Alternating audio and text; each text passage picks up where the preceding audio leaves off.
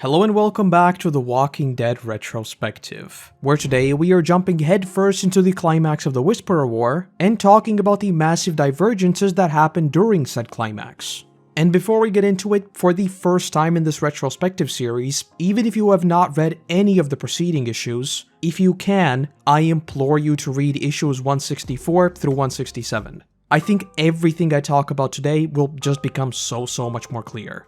I will of course try to explain as much as the context as I can, but I can never hope to recapture what Kirkman was cooking with this part of the story. So again, if you can, get some tissues and read this part yourself. But okay, that said, we've got so much to talk about, so let us dive right in. When we left off, in both versions, Beta had begun his march on Alexandria, but right from the get-go, we have a number of pretty major divergences. First off, in the comic, the Whisperers themselves don't even really attack Alexandria. Beta simply points their entire horde in their direction and just disappears for like a good 10 issues. So as we discuss the comic book today, just remember that Beta's whereabouts are completely unknown. In the show, on the other hand, he himself is leading each and every attack, from Alexandria to the hospital. And speaking of the hospital, number 2, the battle itself of course also takes place in an entirely different location, with the survivors immediately leaving Alexandria behind and holding up in the hospital. In case you missed the previous retrospective, yes, it is just a reused location from Season 5 with Beth's storyline, and yes, that is very disappointing. Though before we get to the actual battle, even though we don't fight in Alexandria, the community is still swarmed by walkers and whisperers alike. So for all intents and purposes, it too has been completely conquered. With the book on the other hand, remember that Dwight and the militia were genuinely convinced that they wiped out the horde. So the absolute tsunami of walkers comes as a shock to the point that mere minutes later, Annie calls out saying that they are already within Alexandria's range. Rick, of course, immediately calls upon the riders to go out and start managing the horde, knowing that if this thing hits the community, we will be wiped off the map. And so, the post-timeskip story in many ways goes full circle. Just like the very first scenes we got after the time skip, Eugene, Jesus, Andrea, and a number of our other walker management aficionados all ride out. Despite their best efforts though, the walkers are quickly closing in and begin to overwhelm the pikes and trenches around Alexandria. And as we jump to Eugene and Jesus, they basically spell out exactly what I think many of us were thinking. There are just too many of them. If you recall my whole rant about us deliberately preparing for the battle at the hilltop, but then still being swarmed even though there was a comparatively tiny number of walkers, with a horde of this size, even Jesus, someone who we've seen kite hundreds of walkers at a time, also finds himself just frozen saying, "I've never seen this many." It's exactly what I've been saying ever since we first saw the horde. With this number of walkers, sure we have trenches, sure we have pikes, but defenses are basically meaningless. The sheer mass of the horde will just destroy everything standing in its wake. So the only hope the survivors have at this point is just trying to divert them. This isn't a small-scale battle like the hilltop. Fighting here is just a waste of time.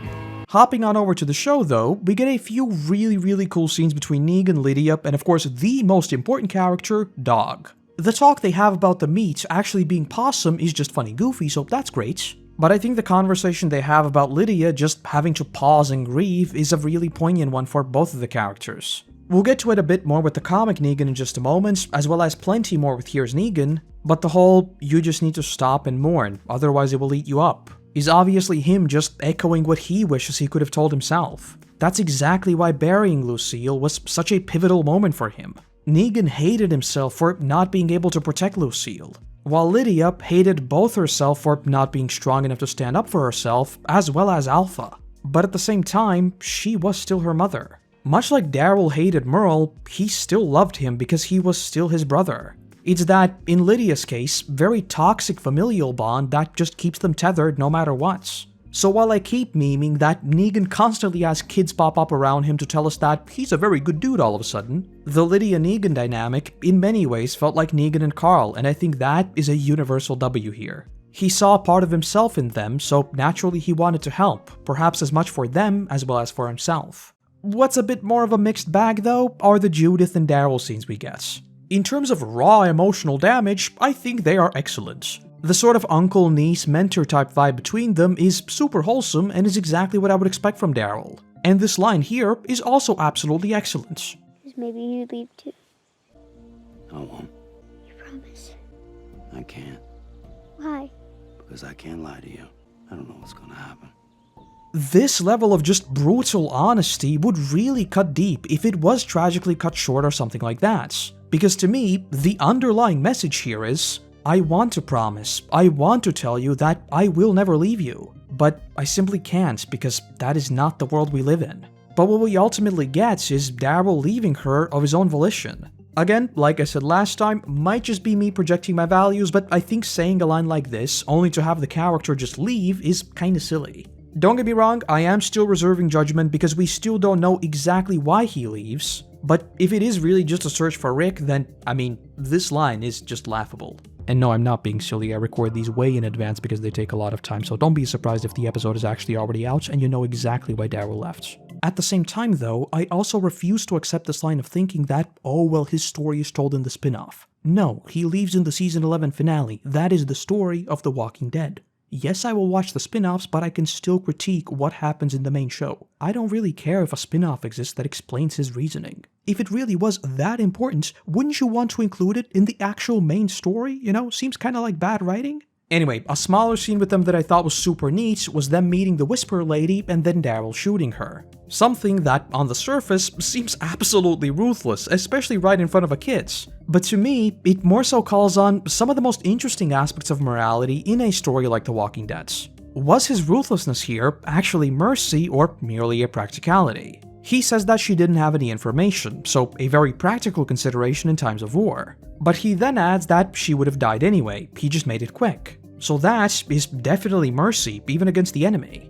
It's a small scene, sure, but it's one that always stuck out to me among all the I can do no wrong moments in the later seasons. But with that, the Whisperers march on the hospital and the stage is set for the final battle of the war. Except it is not that simple, because we are in the year that shall not be named, so instead of the episode coming out the following week, there was the short, quick, and not at all painful wait of 6 months, give or take, for the finale. I think there's a whole different conversation to be had around the production itself, to be fair, because it's kind of alarming how close to the deadline they seem to be working. Especially after we'd already seen series like Game of Thrones take a full year off to get things right, but okay, that's better left for another day. Point is, naturally, this really took the wind out of the sails that was the ultimate climax. Especially because by the time we actually got to see the finale in October of 2020, the future of the series was still very uncertain considering that things weren't exactly looking any better. As I've said many times throughout the retrospective, my waning excitement for the show was kind of a death of 1,000 cuts. Things like Alla War feeling lackluster and kinda dumb, Carl being killed off, Rick leaving, Maggie leaving, Michonne leaving, etc, etc. And this was a very deep cut that was unfortunately almost entirely out of the hands of the production team. But considering I now do have the benefit of hindsight, I still think it's worth mentioning.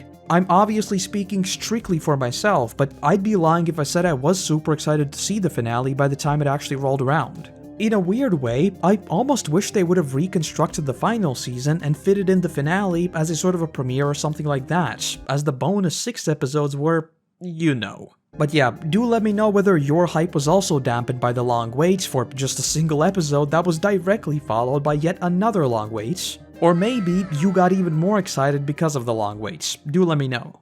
Returning to the book though, the entire tsunami of walkers draws ever closer to Alexandria, so we try to do what we can in the meantime. The writers agree to start peeling off layers of the Horde and start picking off at least some of them, with Michonne and Jesus beginning to constantly switch in and out, but always making sure that they still have room to fall back. Back at Alexandria, a smaller but still absolutely insane number of walkers has now made it to the gates. So Rick embraces the Rick of old and calls on everyone to get their knives, saying that they be doing the old prison strats. Only problem is, a good number of the Alexandrians have not seen combat in a long time, especially now that we have a dedicated militia.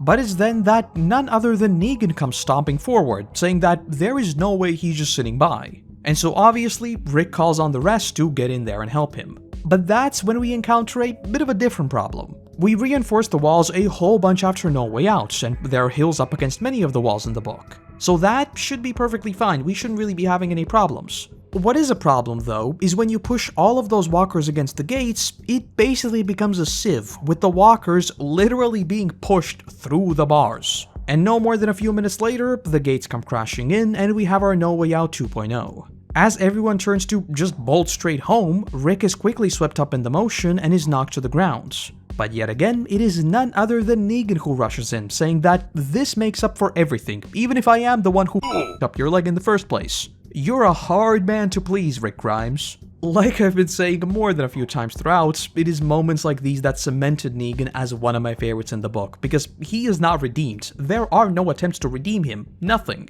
All this is just his own personal respect for Rick and a understanding of what Rick represents. Hold this thought for now, because we'll touch on this plenty more as the two have a very deep conversation in just a minute. We then cut away from Alexandria, and it's here where we get what is probably the biggest divergence in the Whisperer War. If you can even say that, because like literally nothing is the same. Rick is not there, Andrea is not there, Eugene isn't there, Carl is not there, Maggie isn't there, Negan is a different dude, we are not in Alexandria, like, it's just very, very different.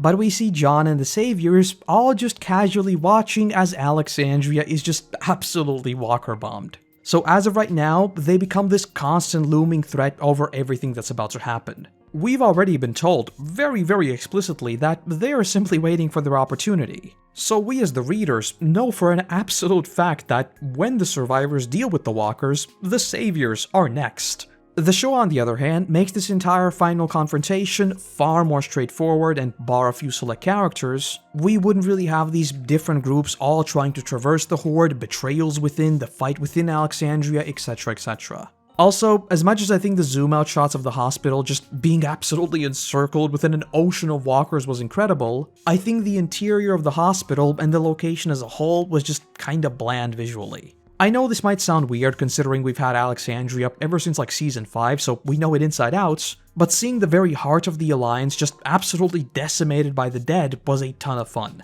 And all of those shots evocative of No Way Out were also great. The show, on the other hand, for much of this final confrontation was just boring grey hallways, not helped by the fact that the exterior of the building is also just a reused location. That said though, the Horde itself was incredible, and every single shot we got from Beta's perspective was easily a 10 out of 10. Greg Nicotero was really cooking with his direction in this one. I mean, look at this and tell me it's not awesome.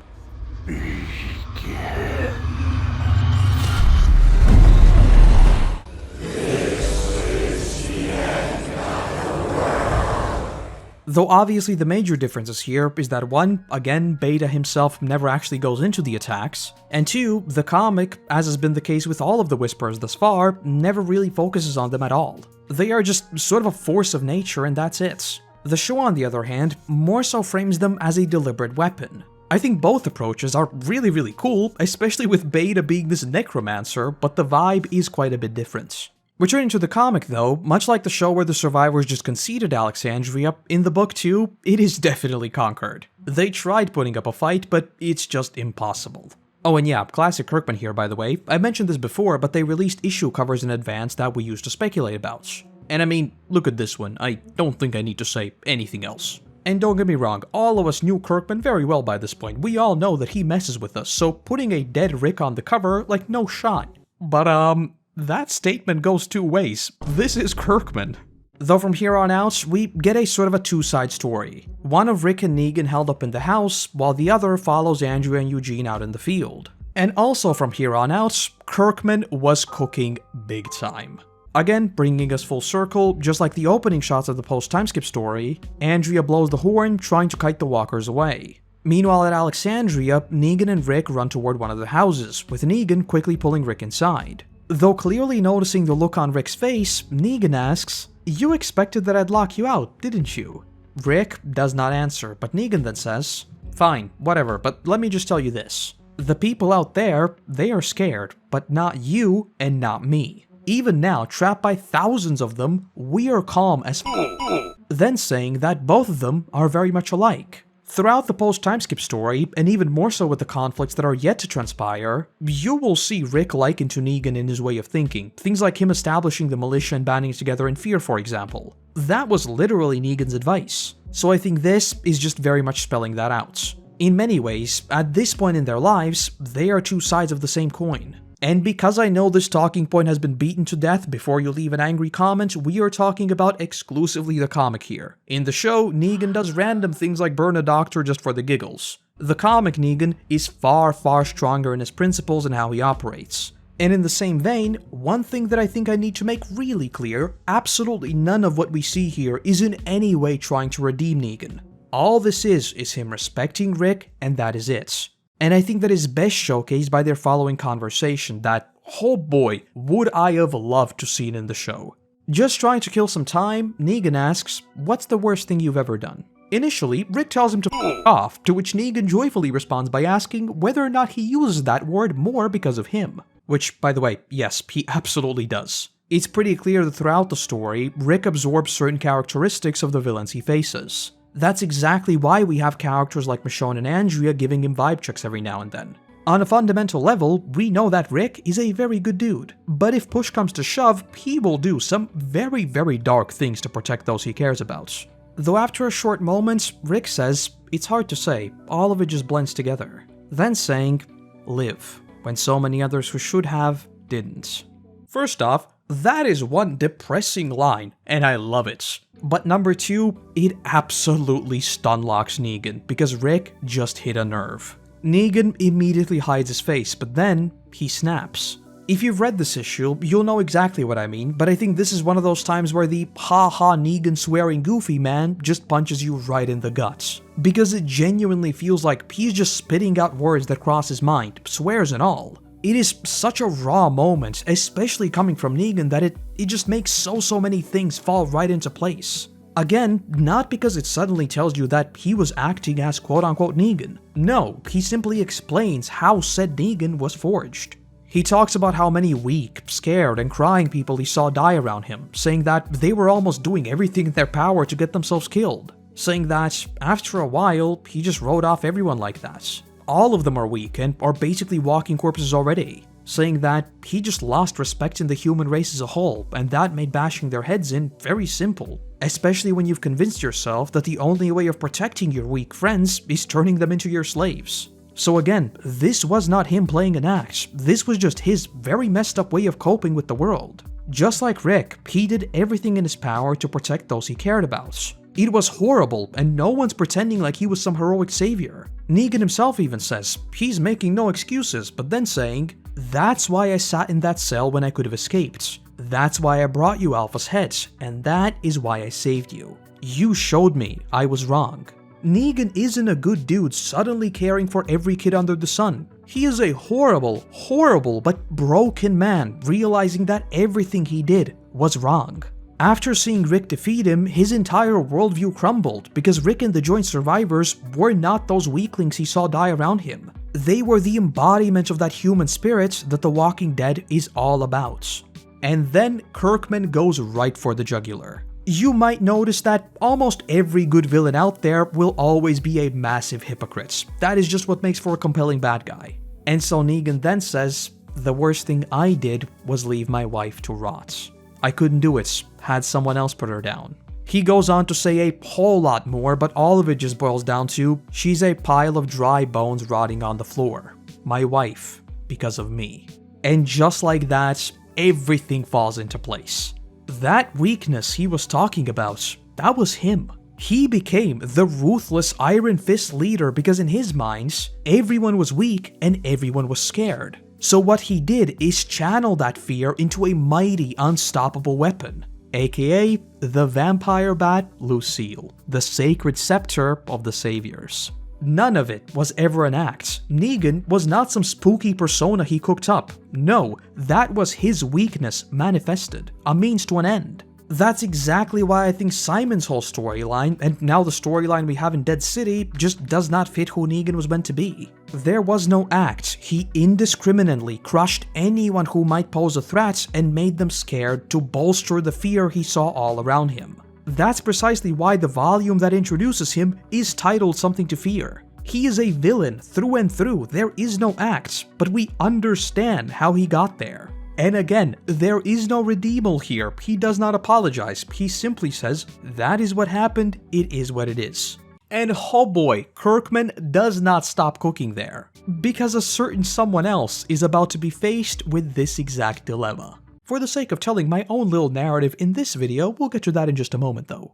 Oh, and also Negan, literally in the same issue, says that no one gets bit these days because everyone knows the rules. It's also around this time that the Hilltops forces, including Carl and Lydia, arrive to see Alexandria absolutely swarmed. Though luckily, they're quickly intercepted by Michonne, who just catches them up on everything that happens. And in a scene that I think requires no further explanation, we see Carl address their forces, telling everyone to gather up their weapons and saying that they would start to slowly cleave a path through. Almost as if the entire story of The Walking Dead was about Carl and killing him off makes literally zero sense whatsoever. But yeah, considering the last time Alexandria was swarmed by walkers, our boy lost an eyeball, this time he is the one leading the charge to save his father. And also, small note here, we see Sadiq come across Eugene's radio and overhear Stephanie. This is basically exactly what we saw with Rosita in the show, and this would create a little bit of drama, but we'll get to that later on. Returning to the show though, as the Horde begins to absolutely encircle the hospital, the Alliance decides to get all their buddies together and start burning the house down as they cruise down the streets. And so with that, sorta like the comic, we have a small squad pulling the old Rick and Glenn certified guts trick and going into the Horde itself, while the other squad tries attracting some of the Whisperers with their exquisite musical taste.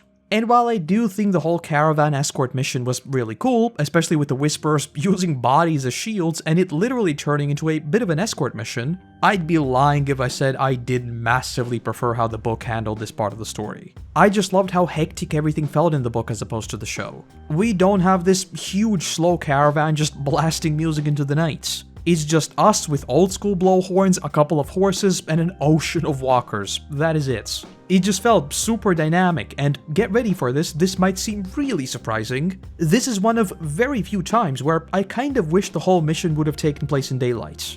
It was certainly a whole lot more spooky at night and also conveyed just how long the whole thing takes, but I just wish we got to see some more of these absolutely massive wide shots of the Horde just cascading into a certain direction. Still in the show, another pretty major nitpick I have with this entire thing is the Gabe storyline we get within the hospital. Oh, and by the way, guns are back on the menu when it looks cool, but only for a little bit and only when it looks cool. But yeah, Gabe is obviously a mega chat in the show, everyone knows it, and don't try to tell me he isn't one of your favorites in seasons 10 and 11, that would be a lie. But I just really don't like how the show just pulls another gotcha moment of, oh, he's swarmed, it's sad, he has no way out, all of these Whisperers are coming for him. And of course, as they all slowly trod toward Gabriel, Maggie shows up out of the blue and saves him. Am I happy he survived? Yes, 100% yes. Gabe is a legend, and if we had missed out on the Sniper Gabe scene, the world would have been a far worse place because of it. But do I think he should have died here? Yes, 100% yes. This is just another one of those scenes that makes characters special. They know precisely when to show up, where to show up, and they do it in perfectly cinematic fashion. I think moments like Abraham showing up and blasting down the walkers to save Glenn back in season 6 just felt a lot more natural. It was still a bit of a gotcha moment, but it's a lot less played up, if that makes sense. Oh, and also, remember the reveal of why Elijah wears the mask? Yeah, I know, that was such an iconic and great moment. What I have absolutely no gripes about is the Negan and Daryl versus Beta fights. Okay, that's a lie. I think Negan should have been the one to actually kill Beta, but of course it had to be Daryl because of course it did. Anyway, that aside, Greg Nicotero absolutely pops off with the direction here. The almost transcendent, dreamy, and reality-bending scenes we get from Beta's perspective are just so cool. And that scene of how he is just slowly absorbed, almost like a rock star in the crowd, which is probably a wink at those of us in the know, but yeah, all in all, the climax was really cool. Returning to the book though, the writers all continue kiting the Horde and eventually drop them off a cliff right into the water below. And it also gives us a magnificent splash panel that, again, just conveys the absolutely ridiculous scale of what we're doing. And we also get this panel of Eugene saying, "It's beautiful really, it's like a machine built by nature just to save us." Just remarkable.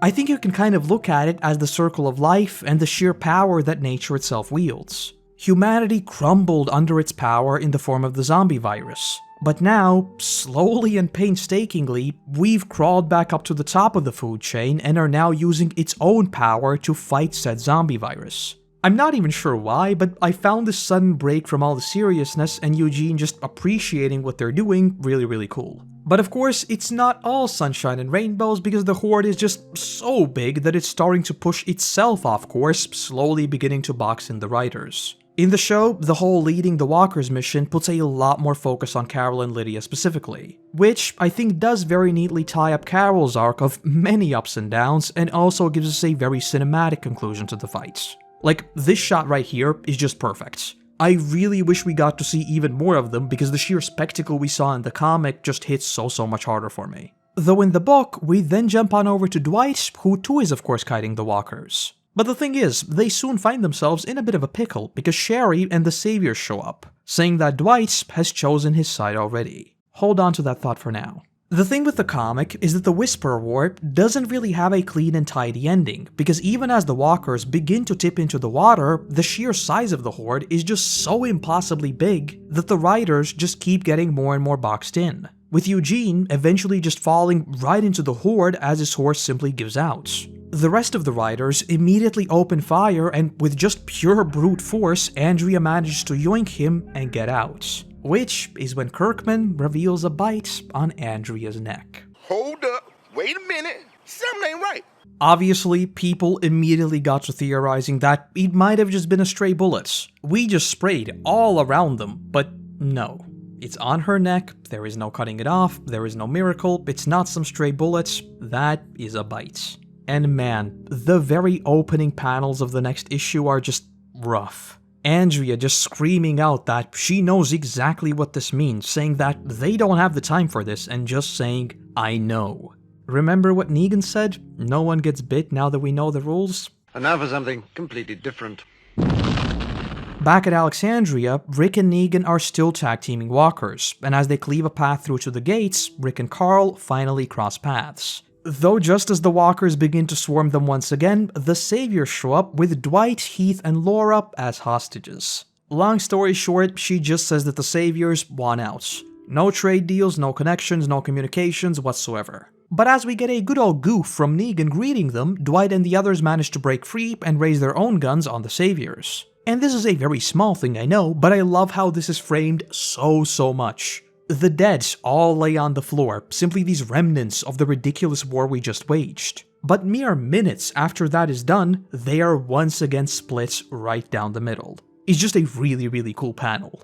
Eventually though, Rick manages to talk everyone down, and Sherry and him go to talk in private. Rick says that she never actually killed anyone, so he wants to let this whole thing slide, but he just wants to understand what she even wants first. Sherry again just says that they want out and that they don't want to be a part of this alliance in basically any way. But Rick fires back saying he's not in control anymore, saying they provide structure and security. Obviously, this does not have the intended effect, because, you know, that is exactly what Negan said. She throws the table, though as she pushes closer and closer, Rick remains absolutely stone-faced, even prompting her to ask, "Why aren't you scared?" To which Rick responds by saying, "Because I thought you were sane." She goes on a whole long rant, but in his usual stoic manner, Rick just listens, not saying a word. And that really gets on her nerves. She just snaps and lunges at Rick, quickly gaining the upper hand and starting to choke him out. Though Rick does manage to kick her off, sending her flying against the table and accidentally, instantly killing her. If you remember the infamous Eugene punch with him just flopping over in the show, knowing Abraham's strength, I'm like 99% certain he should have been either heavily concussed or straight up dead, but okay. And more recently, Negan accidentally chucking the dude and also killing him. It's these small bits of realism that we occasionally see in The Walking Dead that I really like. You know all those action movie scenes of characters punching someone literally on concrete? Yeah, well, realistically, each and every one of them would be dead.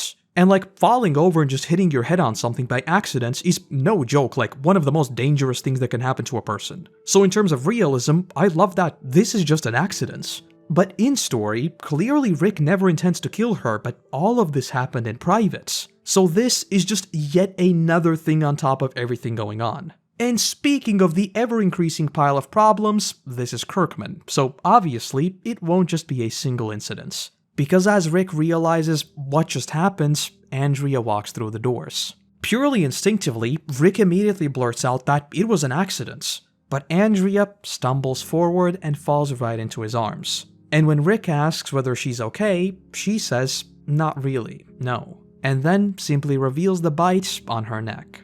And oh boy, I've probably mentioned it at some point in the Walking Dead retrospective as well, but media really doesn't make me feel things that much. Like, I don't cry at character deaths, for example. There is just a fundamental disconnect in my brain between reality and fiction. But man, even working on this script, Kirkman cooked up something dangerous here, and it just makes me so sad. The sheer bleakness of everything in this issue is just the embodiment of what made The Walking Dead so painful, but so great at the same time. Andrea just says, yeah, I f***ed up.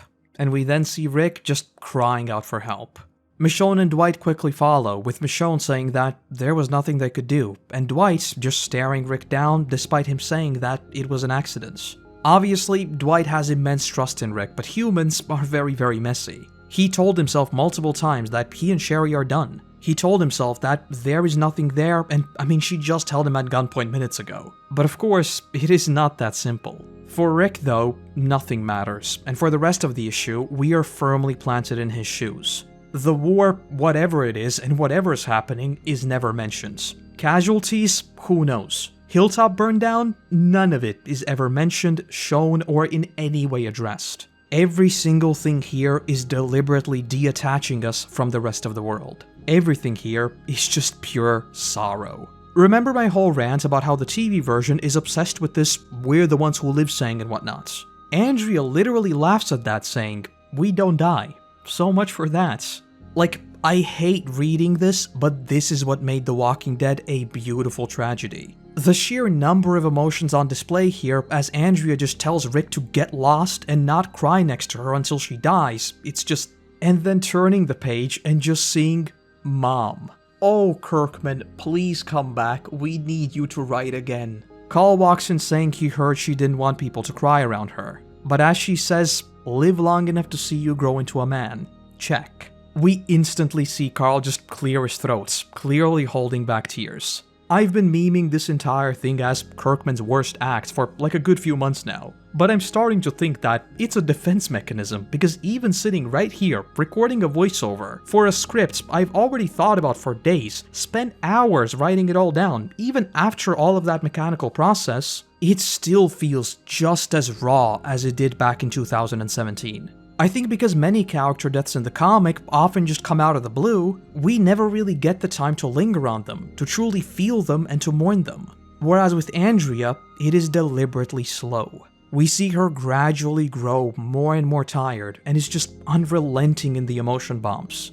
Though she then gives Carl some relationship advice that, much like the story of The Walking Dead as a whole, very much goes against the chosen one formula. She very explicitly tells him that there is no such thing as that special one for you, saying that a relationship is what you make of it. This of course resonates particularly true with her and Rick. They found each other only in the literal apocalypse. Naturally, Carl just says that it's hard to think about being happy right now. But Andrea responds by saying that she's just another name on a long list, saying that with time, he'll be perfectly fine. But Carl then says, that's what makes it worse. So again, the bleakness of the story is just perfect. Though we then cut to Rick on the other side of the door, with Michonne, just like she did after Lori, just sitting by Rick's side. And to thrust that knife even deeper into our hearts, she too says, I will always be here for you, until I'm not. Remember what I said about Daryl? Yeah, this is what I mean. We then see Eugene come to apologize to Rick, just bawling his eyes out and saying that all of this is his fault. Though of course, Rick just embraces him saying that, no, this is no one's fault. And we then see the entire community, including Negan, who said that they weren't even going to allow him to see her, come to talk to her. And of course, the last one is Rick himself, simply saying, I couldn't save you. Do you see what I mean? Like, I am sorry, but the later seasons of the show just do not have this. Andrea made no mistakes. She was easily one of the most capable fighters we had. But the slightest oversight, and that's it. It's over. No characters are running around the woods. No characters get stuck in caves. No dramatized pursuits. Nothing. She tried helping Eugene and got bit. Simple as that. She basically spells this out saying, it's hitting me real hard. I'm not special. I'm not immortal. We're just like everyone else. And that's exactly what all of this is meant to convey. It's heartbreaking, and I still remember that some were very salty about Andrea just going out to a walker bite, but that's the point. These things happen. Do you really think Kirkman didn't know exactly what he was doing by throwing in Negan's "people know the rules, we don't get bit anymore"? This was just a wake-up call that there are no chosen ones, and yet again made you reconsider who, if anyone, was truly ever safe. But Kirkman's cooking does not end there. Andrea tells Carl to go to bed and get some sleep, saying that she'd be seeing him in the morning. It's all of these basic lines that just cut so deep. Just in case you're not connecting the dots, she knows she wouldn't be seeing the morning. This is just her acting as if everything is fine. They'd be seeing each other next morning. It'd be great, just like it always has been. Though Rick then just has a complete breakdown, saying that he can't go on without her, saying he is scared, he is tired, and he is weak. Saying, I just can't do this anymore. Though Andrea, with the last of her strength, springs back up and yells at him, saying that he can and he will. Saying that the people need him. If this is where he gives up, all of this was for nothing. First off, and I fully realize this is me being weird, whenever I see a strong character just say, I am tired, something in me just breaks so much more than when I see someone cry or something. I think we are naturally just more used to seeing people always say, yeah, I'm fine, and then break down in tears or something like that. But seeing someone just say, I am tired, it just feels so much more personal and sort of like the ultimate showcase of weakness. It's not that I'm sad, it's not that I'm scared, it's not that I'm worried, it's just I am tired of it all. But at least one thing Kirkman didn't hurt us with are their last words. Because before Andrea loses consciousness, they just say, I love you so much, with both of them just smiling at each other. That is, until the next morning, because Andrea has passed away, and Rick just snaps. He reaches for the gun, but he can't do it. Instead, he gets in the bed and just holds Andrea, saying he can't keep this up, saying he refuses to keep pushing himself. Eventually, Andrea reanimates and grabs at Rick's collar, and for the briefest of moments, he does not refuse. Remember Negan talking about Lucille and not being able to put her down? This is what separates Rick from Negan. In his own words, Negan gave up on mankind. For much of his life in the apocalypse, he thought people are weak and had absolutely nothing to fight for. That is not Rick, because Rick knows that they can be strong and that they are worth fighting for. And so finally, he reaches for the gun but does not do it. Instead, he reaches for his knife, purposefully avoiding her face. He cleans the wounds and then just sits there. And he sits there and he sits there. And as the sun finally rises, he walks out, just calling for Carl. And in a very fourth wall breaky cinematic fashion that never really happens in the book, Andrea's narration continues as we follow Rick. He walks outside only to be greeted by the entire community.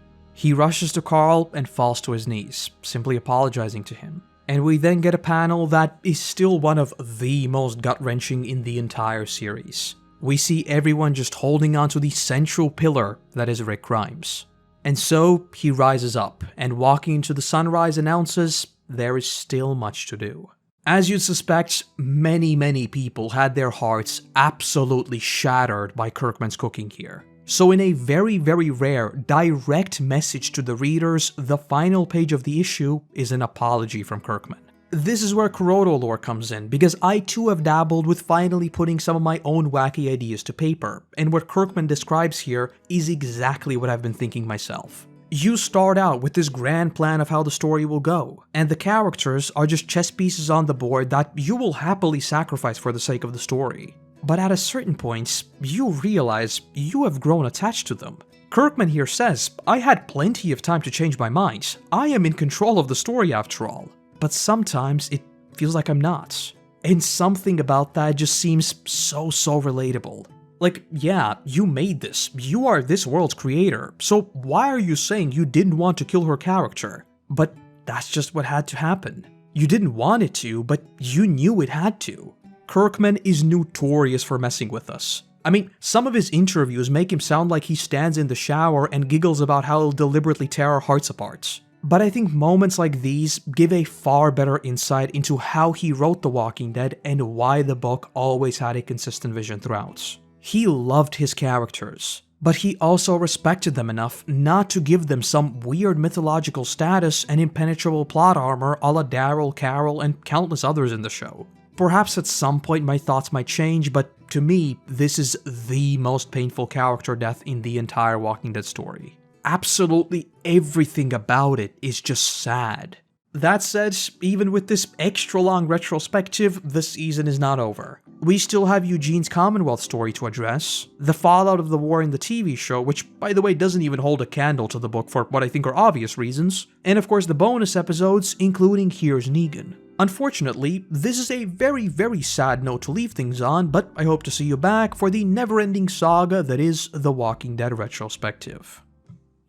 And that's the video. Oh boy, even a few weeks after recording this entire thing, finishing up the edit still slammed me in the feels just as hard. And yes, I still need to talk about the Daryl show. I'll do that on the second channel, probably sometime soon TM. But yeah, like, I'm not joking, I got sad editing this video, so I don't know with what Kirkman was cooking back then. Anyway, with that, I want to say a massive thank you to our current patrons and YouTube members who allow me to produce even more of these for you all. And let's also give a warm welcome to the newest members of the team, John Diggs and Brandon S. Without you, there'd be a whole lot less of my ramblings, so seriously, thank you, thank you. Other than that, I want to say thank you very much for watching, I hope you have a great day, and hopefully, I'll see you in the next one. Bye-bye.